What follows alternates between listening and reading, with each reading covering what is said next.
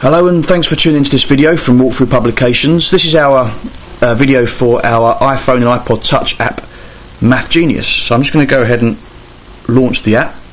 So here's the icon on the springboard that launches us in, so let's just give that a press.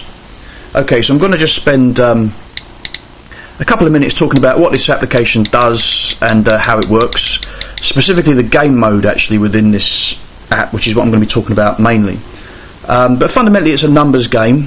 Okay, it really allows you to give your brain a really good workout, allows you to really improve your numerical agility, improve your mental arithmetic skills, and it's a load of fun as well. It's a really good game and it's very competitive, and it's one of these games that's very, very Moorish when you play it. So here's the screen that you see when you first launch in. So you've got these 6 spin columns. Now these spin columns are going to actually randomise and generate for us 6 numbers, which we then use to play the game with. So I'm going to click on spin.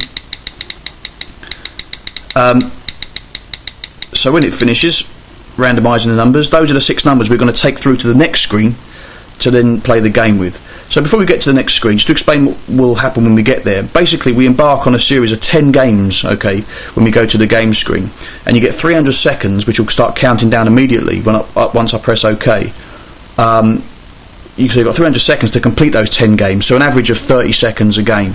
And the idea is that you play all the games and you try to accrue as many points as you can throughout the course of the 10 games. And once you've finished, you can then choose to either post or submit your scores to the global scoreboard, so you can then pit yourself against everyone else on the entire planet who's playing this game and see where you rank in the table. So that's where the competitive element really comes in. So I'm going to click OK to start the game. Now this takes us through to the game screen. Now, as said, the 300-second timer starts timing down immediately. You've got the score here, which is obviously 0 at the moment. You've got your best score, your timer obviously, and the level you're playing at, which is 2. The 6 numbers here are the numbers we generated in the last screen.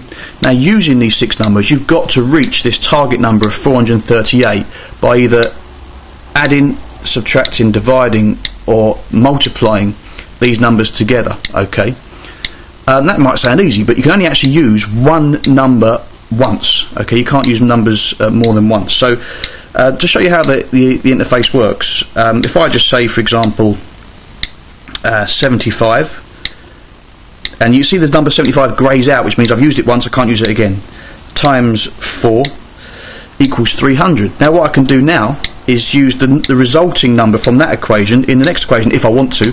So I click on 300, again it greys out, so I can't use it again, times, and obviously I'm being silly here, oh, that's not the way to do this particular sum. I can then go 10 times 2, so you can now see that I can use still 1820 or 7 to try to reach my target of 438. Now clearly I've made some mistakes here, so if I want to I can clear the equations I've done. Either clear the last one by clicking the clear button next to that last equation, or if I click the very top clear button, it'll actually clear all the equations below it, so now I can start again completely. Now if, like me, you haven't got a clue how to arrive at 438 using these numbers, you can actually give up if you want to by clicking solution at the top, and it gives you the solution that we should have done. So 72 minus 2 equals 73, then use that 73 times the 6 equals 438. Job done. Okay, now then you move on to the second game of the 10 by clicking next puzzle.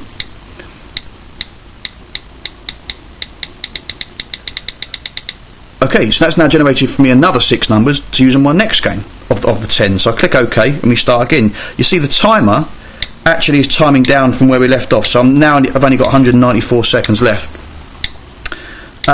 So now we have to make 200, so that seems easy enough. I'm going to go 3 minus 1 equals 2, then that 2 times the 100, and it says puzzle solved. Okay, takes me back to the number reel screen, generates me another 6 numbers, and onwards we go. So we then play the third game. You can see my score now is 100 at the moment.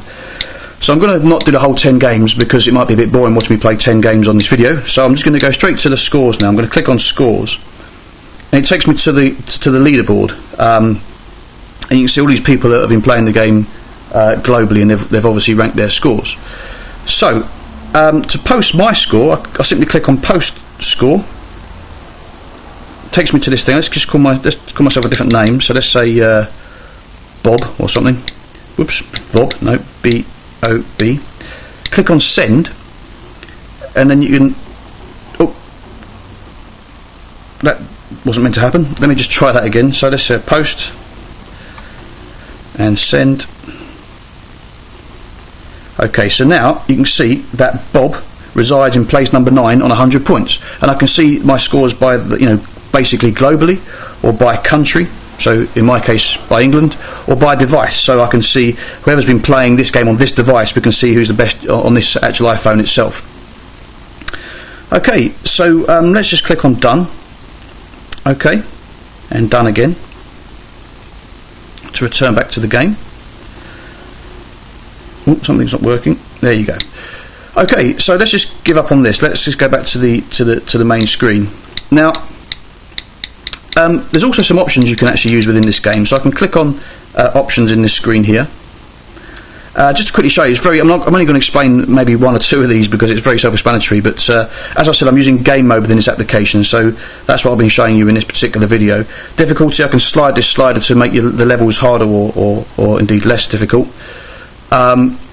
Okay, use as a puzzle solver. Just to explain this, obviously the concept of this particular style of game isn't new, and you may see games like this in newspapers and TV quizzes in magazines, and you can actually use this device and this application in particular as a way of solving other puzzles like this that you might see in other media. So if you put puzzle solver on and click on done, now these spin wheels now become manual. I can move these. So if I'm looking in my newspaper at a puzzle that's similar to this, I can manually input the numbers that the puzzle is posing to me. So let's just pop those in for argument's sake. That will do. Then I can simply click on OK, enter the target number that the magazine is telling me I have to reach. So again, let's just say 125 or something. Done. Then it offers me the solution, so it works out for me immediately. So I should have done 75 times 5 equals 375, then that 375 divided by 3 equals the 125. So I can use it as a puzzle solver as well. So that's pretty much it. I know, sorry, there's a few errors there as I was using the device, but that sometimes happens when you're using these devices. So as I said, we're Walkthrough Publications. There's two versions of this game. There's the senior version, which I was playing there, and there's the intermediate version, which is currently available, which is mainly aimed at under 13s, and it just means that the equations are slightly easier, so you can work out every answer in 2 equations as opposed to 2, 3, 4, 5 equations. So it makes it a bit easier. Check out our other applications as well, Big Mouth and Drop 4. Check out our website www.walkthroughpublications.co.uk. In the future we're going to be launching an under 10s version of MathGenius Junior, so watch out for that as well. And thanks for watching, and I hope you enjoy. Thanks.